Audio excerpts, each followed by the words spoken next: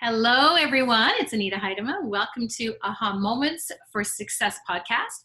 We are changing it up a bit this time. We're in December 2020, and we took a bit of a break, and we've decided to make a few changes. So for those of you that have been with Aha Moments to Success podcast before, you will notice some changes. For those of you that are new, it's no change for you, so that's okay. So anyway, what we're going to be doing is actually combining Ask Anita and Aha Moments to Success. And basically all that is at the beginning, I'm going to be answering a question that's been sent by you people out there. And what is it that you're wanting to know? What is it that you'd like to know from me? So anyway, that's going to be the beginning part. The second change that's going to be happening is we're going to be doing this via visual as well as podcast. As I know, most of you enjoy just listening to podcasts because it's a little bit easier to listen to them in the car, anywhere you are. But for others, you are more visual and you want to be able to see that. So I have offered it both ways. And so that's what's going to be happening. So we're going to start with Ask Anita. And I do have a question. So the question I'm going to ask now, I did know this before, but now all of a sudden it's thrown out to me. I'm having a difficult time focusing this year and engaging. I'm focusing and engaging this year. What can I do? And this is from Holly. So Holly, I think a lot of people have had a hard time this year in 2020 with the exact same thing. And that is that with all that's going on, all the media that's hitting you, it's a difficult time and it's difficult to keep your focus and keep engaged in what you're doing. So I'm finding what's best, and it's the same kind of course that I do through everything. I believe you need to have that downtime, that quiet time to really focus on what I call your root success. So those of you that follow me know your root success. And what that means is what's important to you. What is that is going to really rock your boat? What is important for success in your life? And everything I do is within balance. So for me, meditating is number one. I find getting out into nature, listening to music, meditating, and focusing this monkey brain is really, really important. And I offer a free meditation, Aha Moments to Success. Aha Moments to Overwhelm. To Success is this podcast. To Overwhelm, and it's on the website, and it's a free 5-minute meditation, and it's really easy just to focus on that. And I've done the free one as a 5-minute because if you're not used to meditating, it's kind of different and controlling the brain. But you know what? As you do it more and more, you settle your brain. It's almost like an exercise for your brain, but it also relaxes it. And things come clear to you on what it is that is most important to you and what you need to focus on. So the second part of that is another freebie that I have. It's called Rich Life Biz Kickstart, and it's focusing on those things that are most important and breaking them down in a template and writing them down. With that, you can move forward to other things and know exactly how you're going to break that down. Because until you know exactly what you want to do and what's most important, you're not going to know what to focus on and what that focus is. So if you're looking at saying, I want to focus on certain things and they're not really what you want, and then next thing you know, you're spending your time and effort in those areas, you're going to give up on those things that are most important to you and that are going to bring you to that success. So that's my advice for you. I know I meditate every morning. I go out and walk out in the woods. I calm the monkey brain because it is very challenging right now. I have really turned off of social media. Not social media as much, but the media. I find that it just gets everything going, and just focusing on what's important in my life and what's important to bring me from A to B. And that's what you should be doing too. So hopefully that's helped. Was it Holly? Yeah, I hope that's helped Holly give you a little bit more clarity to how to focus more. I guess it would be 2021 now, at the end of 2020, but anytime, anything that time that you have that coming on. So anyway, today I'm going to bring on today's guest. I'm really excited to bring Catherine Meyer on. She's with Catalyst Leadership. Hello, yes. Catherine. I'm just going to say quickly what you do, but it's hard because I feel like I want to say so much more on what you do because there's so many things you do, but I wanted to just say that she helps entrepreneurs and small business owners with leadership tools and strategies to build the capacity of their business beyond themselves and take it to the greatest potential. And you know what? To me, that's a wonderful saying in everything that you do. But you know what? There's so much more that you do. So I'm so happy to have you on today, Catherine. How are you doing? I'm great. How are you doing? Good, good. So it's been interesting and trying times these days, that's for sure. Absolutely. For everyone. And I Yeah, think, it's, I was listening to what you were saying in response to Holly's question, and resilience comes to mind for me, right? I yeah. mean, this is not sort of a quick crisis that you can rally and get through. It's more you're in for the long haul. So a lot of the tips you were talking about around meditation and taking whatever it is, that taking that time for yourself that you need to recharge, right, is so critical right now. I wrote a blog a while ago for Canadian Business Women's magazine, around this sort of topic of things like having a routine. Like, there are just a lot of different things that you can do to keep yourself going through this, because I think especially for entrepreneurs it's challenging, because it's just, this whole thing has really shifted people's businesses for a lot of people, including mine. Yeah, yeah. Yeah. That's why the big word this year is pivot, and Yes. there's so much around pivoting, but also taking that time for yourself. I know when the pandemic first started, we went, with my other business, Pasha's Cooking, we went crazy with putting out things as Fridge Feast. And then with my clients that I do a lot of group coaching with, I did one-on-one with them, and there was a lot of burnout. And I ended up Yeah. getting, those blue glasses. Yeah. I have got these honking blue glasses that I've been wearing in front of the screen because I'm like, this is not good. Even though Yes. Zoom I've been using since the very beginning, I've been doing it with my business for the longest time. I felt that, it seems like it's extra that I've been doing. So I got these honking. So if anyone ever sees me, they're I don't know where you get normal ones, but anyway, yeah, it's good to build those habits and to take that Yes. time away for sure. Absolutely. Yeah.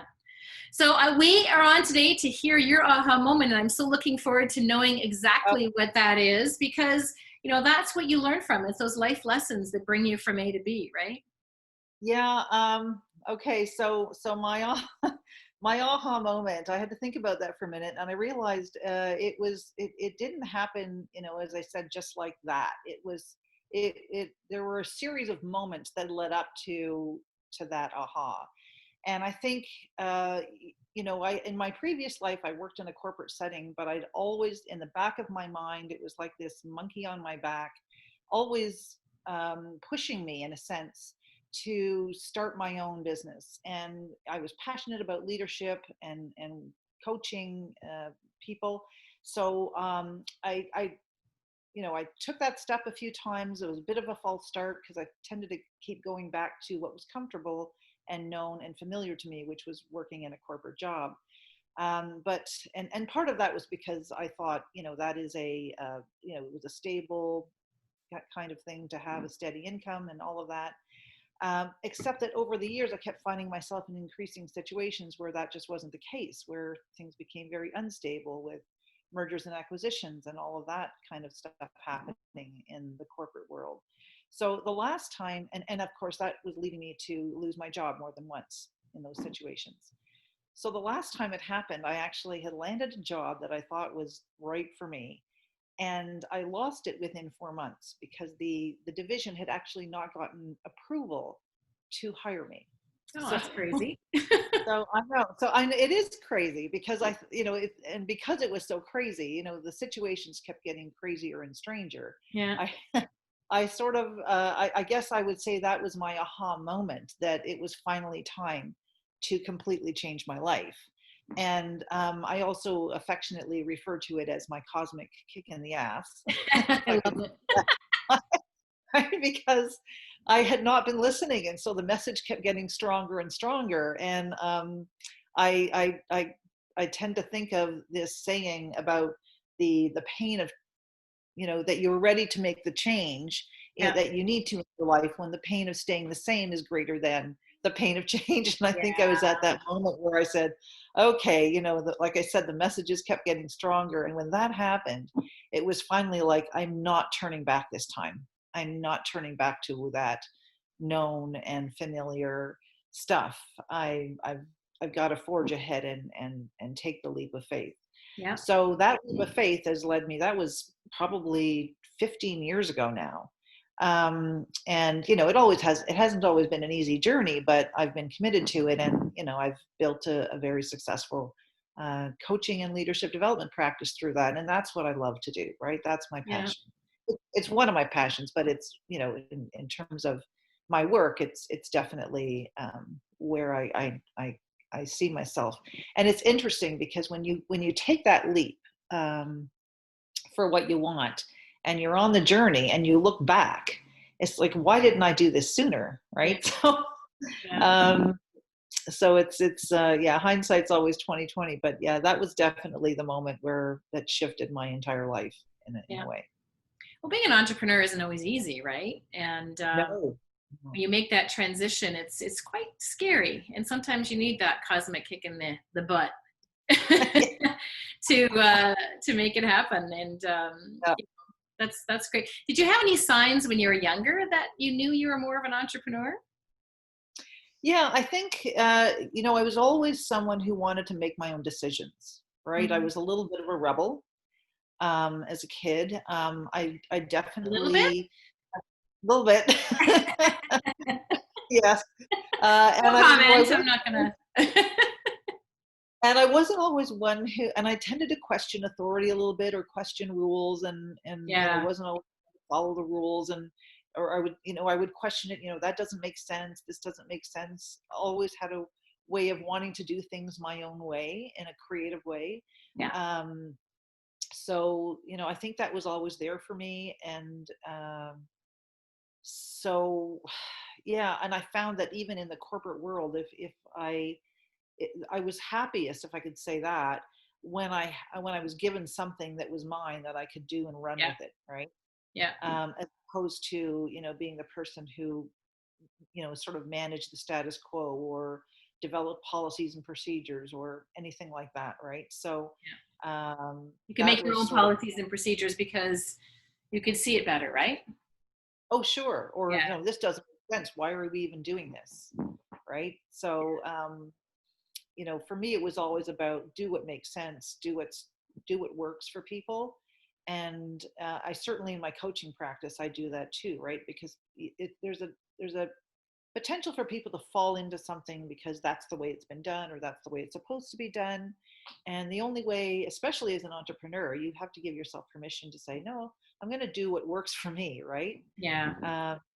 So that's one of the, probably the biggest rewards that I've found for me, running my own business, certainly. Yeah. But I also find that people nowadays, they're not, I'm trying to think how to word it, they're not as motivated. So they might not be given that feeling that they can actually make a change. So they just go with the same old, same old. I'm thinking about in corporate, right? So a lot of people are fearful to speak up. I think of maybe 25 years ago when I worked in corporate as well. You could put up your hand and you could speak up and you would be heard. And Yeah. your thoughts would be brought to something different. And I think people are so fearful now that there's not as much of that communication happening, and that team building. And I think that a lot of companies, they try, but it doesn't always happen. And I know that's another part of your business too, is making sure those teams work. And I guess it kind of rolls into the Kobe too, which I'd love to talk about because I think it's quite fascinating. Yeah. Yes. Don't you find that too, that until you could really Absolutely. understand and allow that within a team for people to talk? Yes. Yes. I think obviously, communication is, and I, talk about it as one of the things when I'm working with teams, is so critical. And especially now with COVID, people are working from home. So people feel even more isolated in terms of, they just sort of hunker down, do their work, and don't speak up. And, we've been through a bit of a roller coaster over the last decade, at least, or certainly since COVID, before COVID, there were other economic crises that drove a lot of decisions to downsize, to mergers, acquisitions, all of those things that continually instill in people, I just got to keep my head down, don't say anything, don't speak up. And also, I think people are scrambling there's so much more work to do, That's or true. there's so much more expectations. So I find when I work with teams, especially even with executive teams, where there needs to be a role of leadership in terms of setting the direction and setting a vision. And I say that even for small businesses, that's important to do.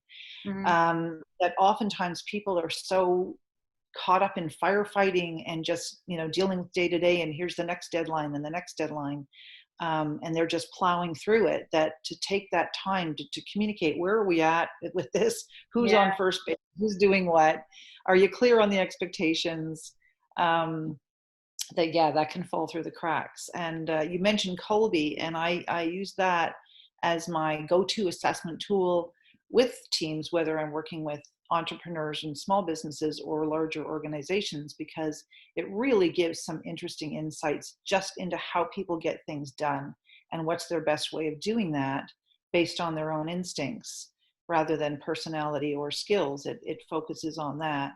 And it really provides some great information to help those teams communicate better, to assign work in terms of who's best suited to do what, and it really has a great impact on performance. So, Mhm. yeah. So Colby, it doesn't actually get into a personality type that you would be in. No. It would be on how you react to something, right? Well, how you react, how you instinctively take action, right? So if you think about any action, any project, anything that you might do starts with motivation, right? It's how your motivation to do it, your instincts then actually kick in to determine how you will get that thing done. And then you use your intellect and your skills and knowledge to apply to, again, how you're going to solve the problem or come to a solution. So all three, I call it three parts of the mind, work together. But when you think about how people hire and assign work, or bring people onto a team, they only typically focus on two, which is, do they have the skills, and then does their personality or values fit in with this team or this business? And they because it's something that people aren't really aware of, they don't think about, well, how do they get work done, right? So I do call it the missing link. And it's a fascinating tool because it does measure your instinctive drive for getting things done, which is separate from personality and values and desires or interests or preferences. And it's separate from your intelligence or your skills or knowledge. So it provides this information that tells you about your best way of taking action. And the part about that that's really connected to performance is that the more you take action in a way that's aligned with how your instincts say works best for you, the more you actually get things done. Your brain is actually more engaged. It doesn't have to work as hard. You don't use up as much mental energy to do something as if you're working against your brain. Mhm. So I would describe it, or I would say, best way I think to describe it is to ask. I often ask people, do you ever find yourselves in situations where you're sort of in the zone and you're just working really well at something, and you might even lose track of time, and you've got all kinds of energy for it, right? And there are other times when you're doing something and it just feels like you're dragging yourself, right? It just Mhm. taking more mental energy to get through that task. Usually it's because in the first situation, you're working in sync with your instincts. And in the second situation, you're working against your brain and trying to accomplish something in a way that's counterintuitive to you. So it takes more mental energy to do it. So if people have the awareness and the knowledge about their own instinctive talents and drive, then they can either organize their work uh, around doing it in the way that works best for them, or they can decide what, some tasks might be better for someone else to do versus them, based again on their instinctive drive. So, Mhm. I yeah. think it's fascinating. I think I've mentioned to you that I went through the Kobe testing. And Yes. yeah, Kobe, I think, had a little bit more towards your personality, had a little bit more towards your education, how bright you are, how you handle tasks.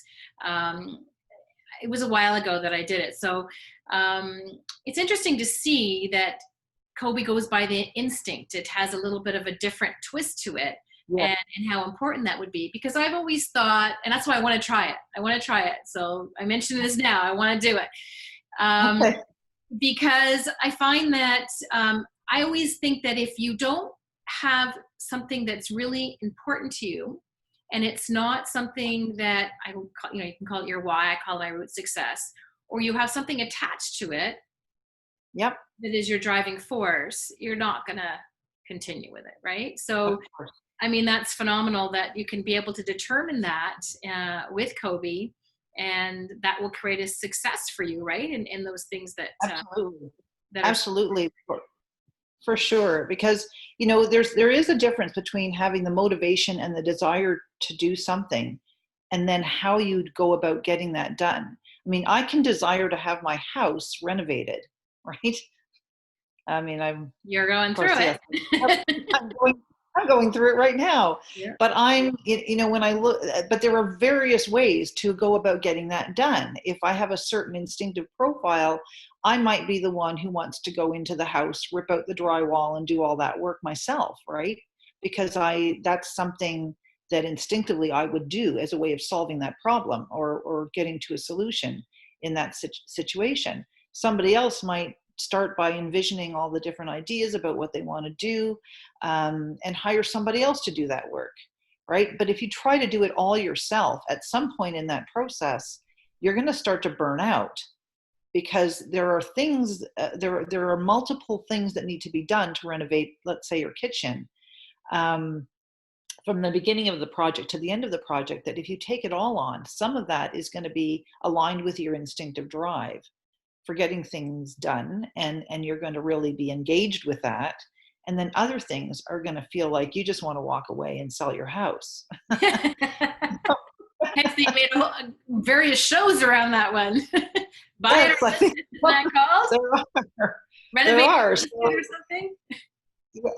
yeah, love it or list it. Yeah, Love it or exactly. list it, yeah. Well, I think we just plugged a television show, um, but for sure, because if I just use that as an example, but in any project, in any undertaking, right, any goal that you've set, there are steps and milestones along the way, and there are different instinctive talents that come into play, around information gathering, around generating ideas and options, and possibilities, and making change happen. There's actually setting out a process, or following a process and a plan to get something done.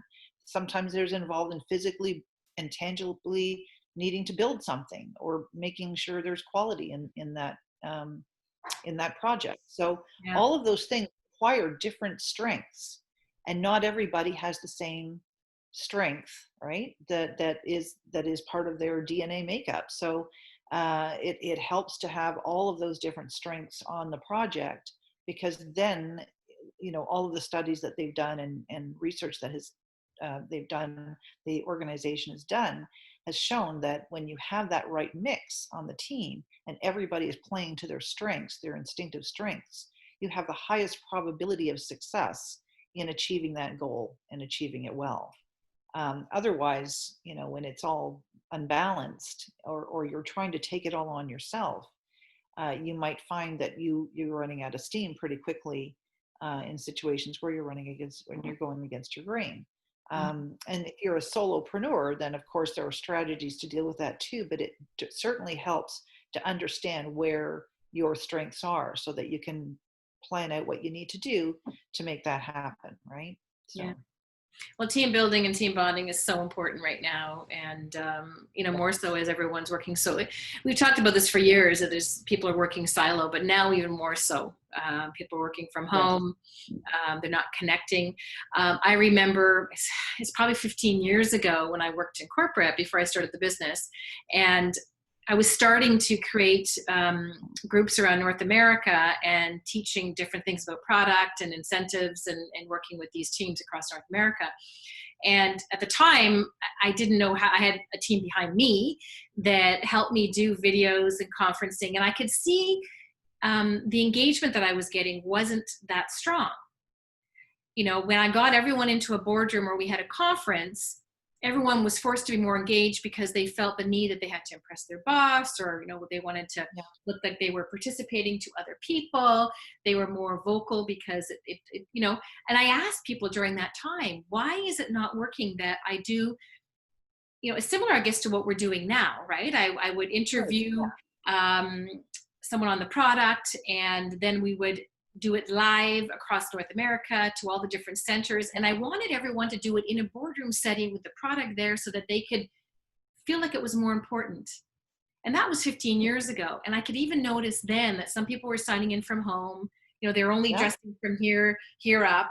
And, then they, you go, where did so-and-so go? And then they'd be gone. They go to the washroom because they just wanted to put their time in. And Yeah. so then they developed that they had to do a test at the end. And I worked in with their managers across North America. So they had to reach a certain score to be able to, so there were so many things to work with them to get them engaged. But that would have been great to do it through COVID, to really understand at that time what each Oh, section absolutely. did what, to be able to really reach them in the right way. And that's one of the reasons actually why I went into coaching. I had a coach. Yeah. I trained myself Yeah. in coaching to see how to reach, because coaching is so important.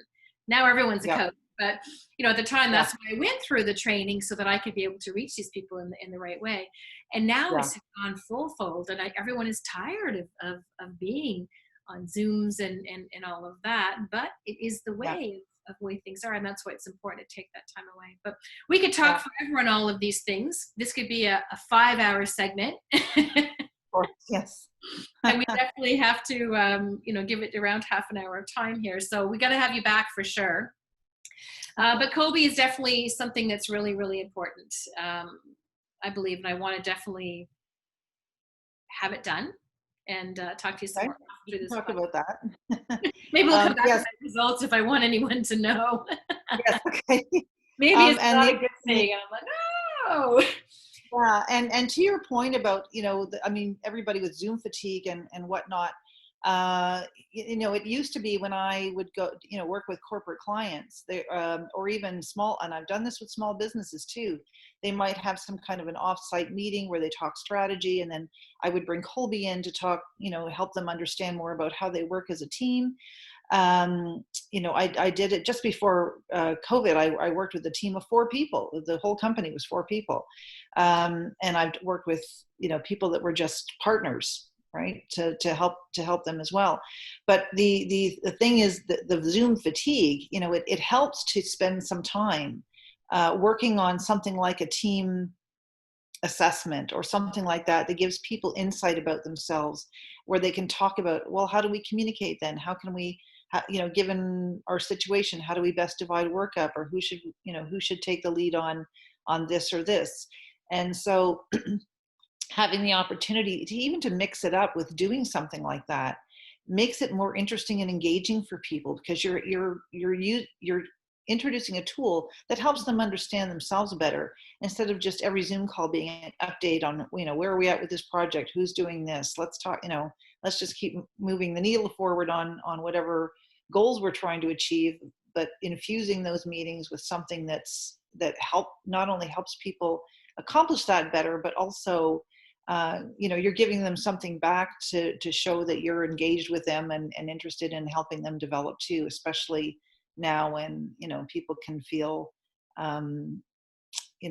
discouraged and especially with feeling Zoom fatigue. So it can add a little bit of flavor to those meetings that makes things interesting and engaging for people as well. Hmm. So Yeah, I just a totally thought. agree. And it's interesting Yeah, you bring that up that with the Zoom and in the meetings, it doesn't have to be Zoom. We're talking about it as Zoom, but it's, there's so many different of platforms out there. course, yeah. We've got a guest that's going to be coming on soon that talks about facial recognition. So being able to Oh, understand their personality and who they are through facial recognition, which is kind of neat. really? And then we That also is have somebody that talks about design and how important design is on your mood and how the lighting of the actual screen affects you, the lighting around you, how, I guess in a way it's the decor. It's actually called, I forget what it's called now, but it's a mental health type of thing that it really does improve your mood. So huh. there's so many things, little pieces to the puzzle, right, for 2020 that are so important. And I think that the Kobe and the instincts and really having yourself, figured out to help with teams, to help with businesses, partners, I think that's phenomenal. That's a really good one because Oh, right. so many times people get into partnerships and don't really understand that they have to be on that common goal. And as soon as some kind Yeah, of a decision comes up and one wants to go this way and the other one wants to go that way, it's not going to work, yeah. right? So, Well, the other thing that can happen too, whether and this is something I talk about in my leadership program that I have for entrepreneurs, is that when you're building out a team or even partnering up with people, oftentimes we want people like us, or our default is to, if we're interviewing or talking with people, we want people like us. So oftentimes, even with their instinctive drive, they're very similar. But what that means is you end up getting competition, right? Because both people want to be the one to start to do a certain thing.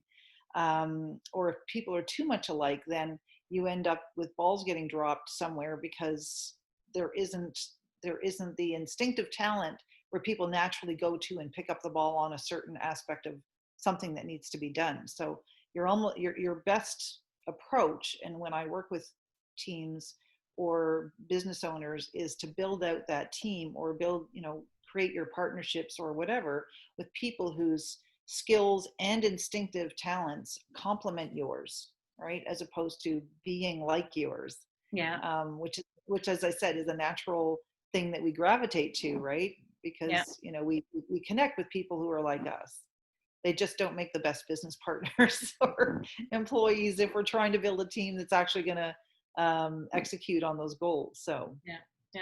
yeah, Well, that's very good. And I don't really help with building teams. I mean, I do with Pasha's Cooking, we do the team building and bonding with the cooking classes. But yeah, um, I know with myself, when I build teams or work, I look for the smartest people in the room. I don't want to be the one that knows it all, and I wouldn't be the one that knows it all. So I look for those of course, cracks that I have in my personality and my knowledge to be able to build that team together. And to me, that's so important.